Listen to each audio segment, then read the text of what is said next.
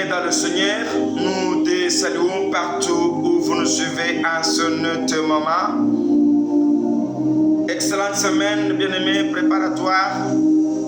Nous sommes dans la semaine pascale. Nous tendons vers la semaine ou la journée de la Pâque. Et pour certains de nos voisins qui disent que c'est la semaine sainte. Mais nous autres, c'est chaque jour qu'il y a la sainteté. Mais laisse-moi échanger avec vous ce matin quelques maladies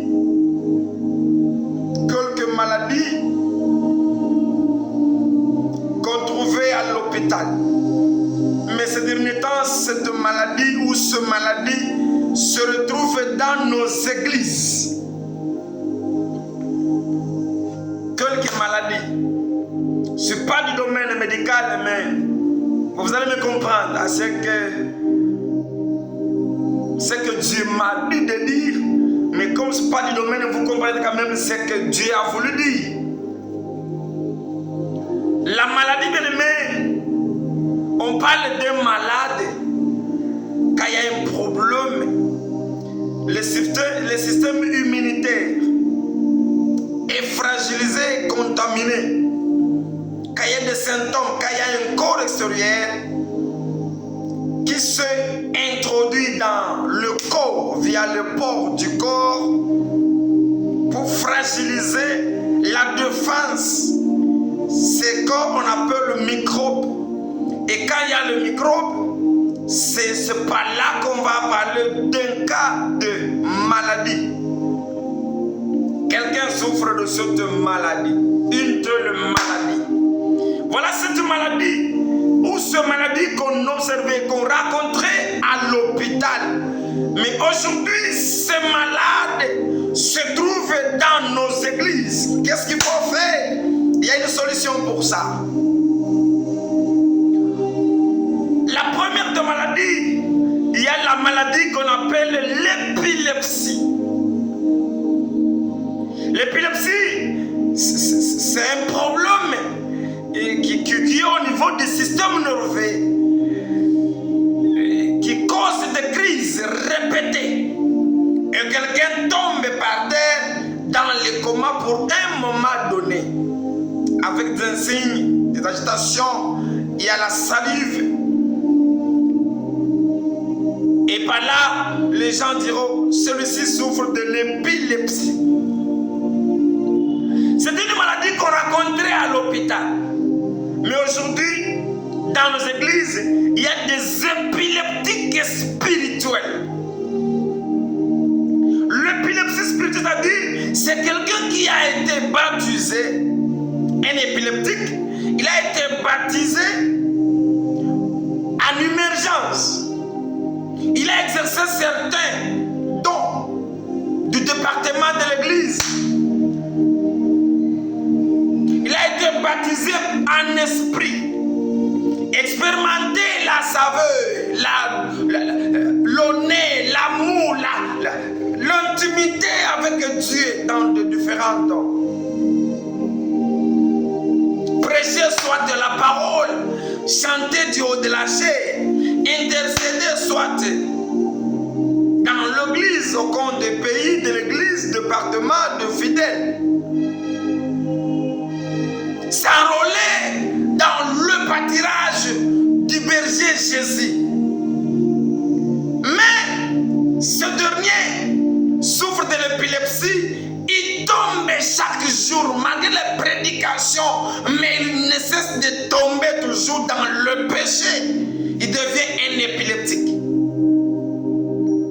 Un épileptique pasteur qui tombe dans l'impudicité, qui tombe dans l'ivresse, dans de fausses prophéties, dans la fornication, j'en passe. Il est en communion aujourd'hui, demain il tombe. Le matin il est en relation, le soir il tombe. À une occasion il tombe. Il fait une sortie apostolique ou ecclésiastique ou missionnaire. Là qu'il est parti, il tombe. Épileptique. Quoi faire? C'est de savoir d'abord de reconnaître ta maladie, de reconnaître comme malade. chercher les spécialistes en épilepsie qui vont te soigner, stopper la crise de tomber du jour au jour. La repentance. Une fois se repentir et laisser complètement, implorer le Saint-Esprit de contrôler ta vie, de coordonner ta vie, de dominer ta vie, ta conduite, afin de rester toujours dans la parole, en méditant la parole de Dieu, beaucoup plus prier, plus pour avoir une plénitude qui va fragiliser les désirs charnels qui te poussent à tomber du jour au jour.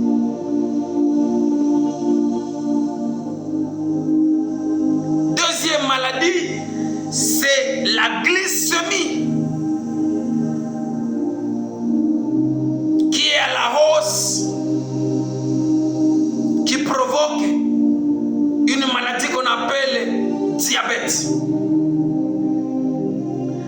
La glycémie, c'est un taux élevé de glucose dans le sang. Le sucre est en abondance dans le sang. Et quand dans le sang, il y a le sucre qui dépasse le mesure établi par l'Éternel, ça cause ce qu'on appelle glycémie. Maintenant, cette glycémie qui cause la maladie qu'on appelle diabète. Un diabétique, c'est quelqu'un qui veut manger à tout moment, à tout instant. Il veut aller se soulager ou faire le petit besoin chaque instant. Et là qu'il a fait le petit besoin, vous verrez, c'est comme si c'est du sucre. Les urines ont la couleur, ont une tendance à afficher le sucre. Et il y a des fourmis qui viennent vers ces urines.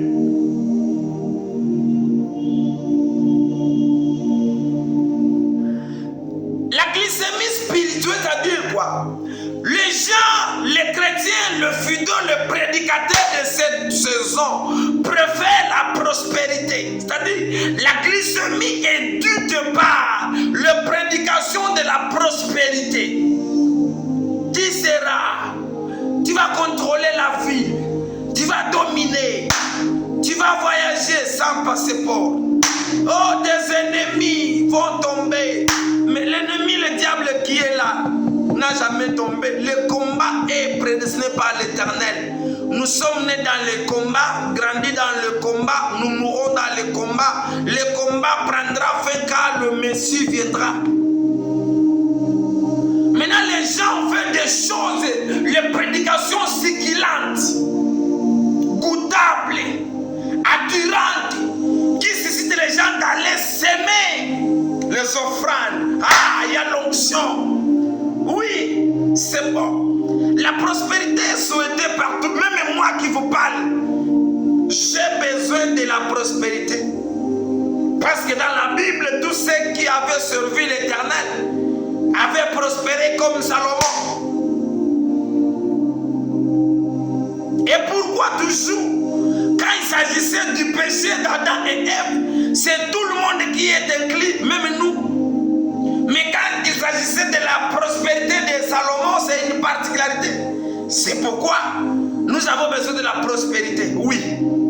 Mais ce genre de prédication, comme ça suscite le genre dans la joie, les gens à offrir, à s'aimer, à confirmer, oui. Mais c'est la cause, la hausse des sucres dans le sang de chrétiens, et sa cause de glycémie. Pourquoi les gens s'habitueront toujours aux prédications de la prospérité et les gens ont oublié, abandonné l'évangélisation, là où on va blâmer le péché, là où on va introduire le péché, là où on va introduire la polygamie. Comment quelqu'un qui couche avec la femme d'autrui peut espérer prospérer? Un féticheur dans l'église, comme c'est la prédication de la prospérité, vous prêchez, il dit Amen, Amen, Amen. Il s'aime. Une prostituée prostituée son numéro est dans toutes les hôtels de la ville, de la place. On l'appelle comme professionnel sexuel. Rahab de la Bible est dans nos églises. Une fillette, une fille de l'école maternelle, de l'école humanitaire, de l'université. Mais tu la vois dans l'église, oui, c'est une chrétienne, c'est une chantre, mais prostituée professionnelle. Et puis tu prédiques, ok, tu vas devenir. Pourquoi ne pas la montrer d'abord d'abandonner la fornication, l'adultère, l'impudicité? Et la prospérité a causé la glycémie spirituelle dans nos églises. Et quand un prédicateur de l'évangile du salut arrive dans l'église, il va prêcher selon l'évangile. Vous allez taxer à un villageois les prédications qui condamnent. Pourquoi? Il condamne toujours le péché, il montre la fureur de colère de Dieu, la rigueur de l'Éternel, la lourdeur de la loi. Les gens disent, ces prédications sont des prédications de condamnation. C'est un villageois. Oui, je le suis, nous le sommes. L'eau que vous prenez en ville provient d'où? Au village. Les ignanes, le patate douce, les haricots, le soja, les cannes à sucre, la farine que vous consommez, le miel que vous consommez en ville provient d'où? Au village. Le maïs que vous consommez en ville provient d'où? Au village. Le braise que vous utilisez en ville provient d'où?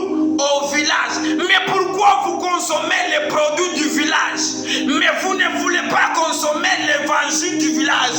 Je te dis, bien-aimé, toi qui me suis enseigné tes moments, abandonnons le péché. Si tu ne laisses pas le péché, la colère de Dieu va te frapper. Toi, prédicateur qui prêche mais impudique, bien-aimé, où tu prêches avec la bière, tu es un soulard, tu verras la puissance, la colère, la face de Dieu en lion. Tu as une arme, voleur mais armé. Ok, tu es volé, cambriolé toujours, mais si tu ne te répands pas, tu seras lapidé dans un pinet et consumé. Parce qu'il est écrit, le salaire du péché, c'est la mort. Troisième maladie, c'est une maladie qu'on appelle kwashiorkor. C'est une maladie qui est caractérisée par manque de protéines, mal nourri. Tu manges mal, tu ne manges pas la nourriture qui est de protection, la nourriture de défense, la nourriture de vitamines, la nourriture en protection. Il y a 4 sortes d'éléments de nourriture qu'il faut manger pour demeurer en pleine santé comme la mienne. Pourquoi je mange bien? Ce qui est recommandé par la science. Maintenant, aujourd'hui dans nos églises, il y a des mal nourris qui pilulent. Un prédicateur qui ne sait plus lire la Bible, il a été consacré, pasteur, il est là, il lit la Bible, il passe le temps dans sa boutique. Et le dimanche, il est poussé sur la Bible, il prend la veste, il va à l'église, il va ouvrir Matthieu 7:7. Il va narrer l'histoire de la lecture comme logos, comme science, sans une révélation quelconque. Et là, les gens souffriront du kwashiorkor. La monotonie de l'évangile, toujours délivrance. Premier chapitre, 14e, oui, la sorcellerie. La foi vient de ce qu'on entend. Dis-moi ce que tu attends, je te dirai ton niveau spirituel. tu attends, je te dirai ton état d'âme. Dis-moi ce que tu attends, je te dirai le rêve que tu fais toujours. Dis-moi ce que tu attends, je te dirai ce que tu penses aux autres. Si tu vas continuer avec la monotonie de suivre la prédication de la sorcellerie, tes rêves, tes visions, tes pensées, ton état d'âme reposera sur les mots sorcellerie. Oui, la sorcellerie existe, mais ça ne doit pas toujours tourner tout autour de la sorcellerie, non. L'évangile, les 4 révélations, les 4 langages de l'évangile. L'évangile, c'est un agneau, l'agneau qui a 4 pattes. L'évangile doit avoir 4 langages. Le premier langage, bien aimé, c'est la révélation. Mon peuple périt par manque de connaissance. Si dans la prédication, il n'y a pas de révélation, bien aimé, vous souffrirez de cette maladie qu'on appelle kwashiorkor. Deuxième langage, c'est la connaissance. Si un prédicateur n'a pas une connaissance scientifique, une connaissance biblique, une connaissance divine, bien aimé, il va tâtonner, il va donner des versets qui n'existent pas. Et les victimes sont des fidèles qui vont souffrir du kwashiorkor. Troisième langage de l'évangile, c'est la prophétie. La prophétie, bien aimé, ça fait partie de 5 ministères. Il y a des dons prophétiques, il y a des prophètes de ministère. La prophétie vient pour édifier, pour consoler, pour orienter et pour certifier la personne ou réprimander. Maintenant, la prophétie par excellence, c'est la parole de Dieu. Mais c'est là aussi le diable, Kadiambemba, utilise souvent les gens. Aujourd'hui, les gens préfèrent beaucoup la prophétie. Pourquoi? Ils veulent toujours savoir. Si dans la communauté, dans l'assemblée quelconque, il n'y a pas la prophétie ou le prophète, vous verrez que l'église va se dépeupler. Et c'est là où il y a l'égarement de certains qui touchent le fétichisme, qui deviennent de marabouts. Comme aujourd'hui, les églises diaboliques sont dans nos murs. J'ai vu les images où soi-disant, mais ce n'est pas une église, où les fidèles se mettent à genoux devant, si c'est un Dieu, je ne sais pas, et puis ils se lavent la figure avec les eaux, de l'eau plutôt, de l'eau qui tombe sur la tête de fidèle, et puis ça la délivrance. Il met le pied sur sa tête, on verse de l'eau sur sa tête, il se lave le pied, la saleté de ses pieds descend sur sa tête, et puis on leur dit que c'est la délivrance pour enlever la malchance. Une autre où je vis l'homme, il n'est pas mon nom de Dieu, excusez pour ce terme. Il est en train d'embrasser la femme par la bouche. La femme qui avait dit qu'elle a mal au ventre, elle a un problème au niveau du ventre. Maintenant, l'homme embrasse la femme par la bouche pour retirer le mal qui est dans le ventre de la femme via la bouche.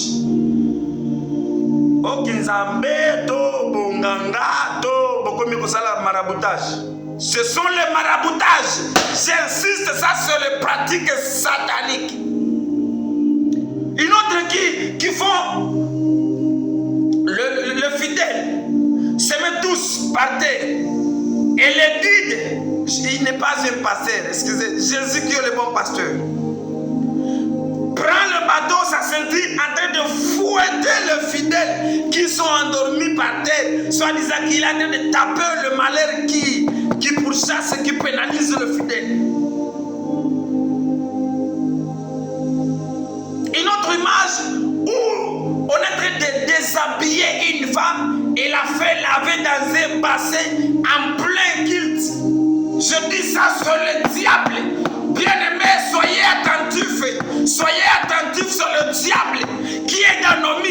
Et les gens vont souffrir du kwashiorkor. Quatrième langage, bien-aimé, c'est le langage eschatologique.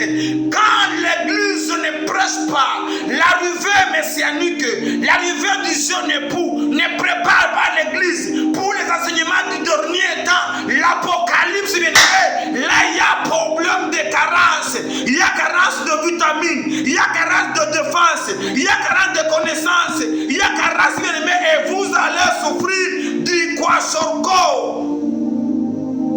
Sont là les 4 langages de l'évangile.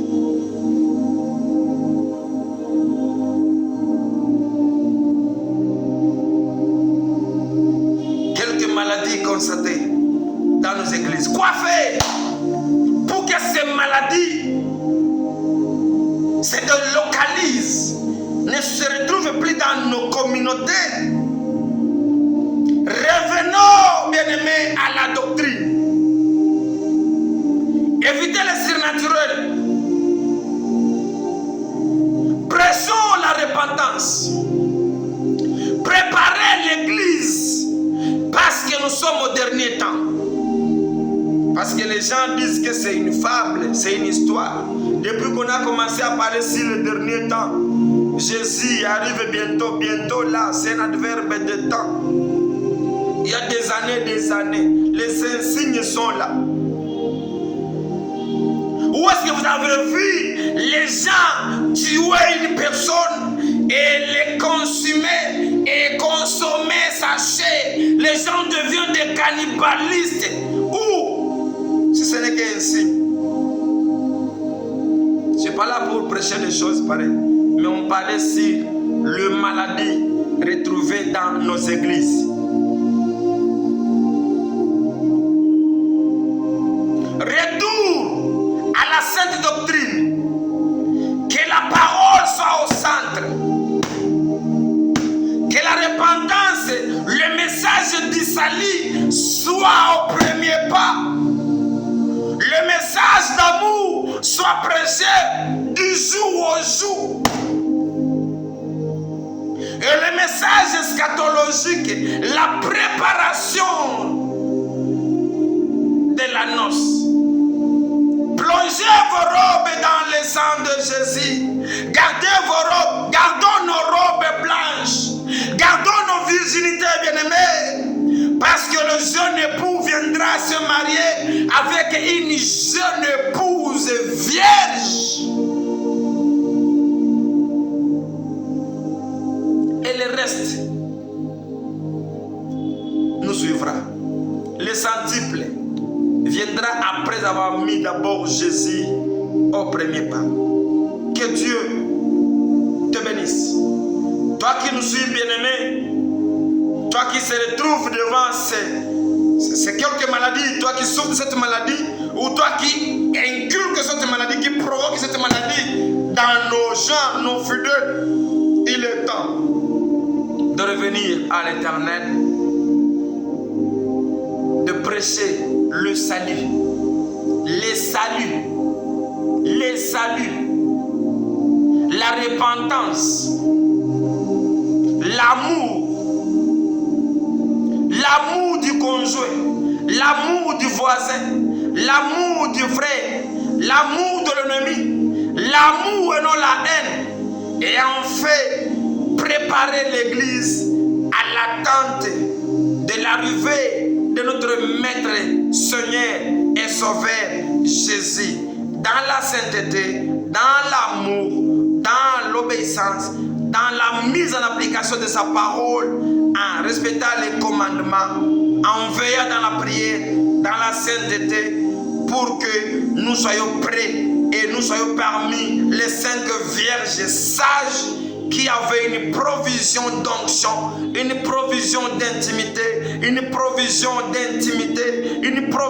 de sainteté dans notre vie, afin que le Maître nous rencontre prête comme sommes son épouse pour la noce. Que Dieu te bénisse abondamment. Amen.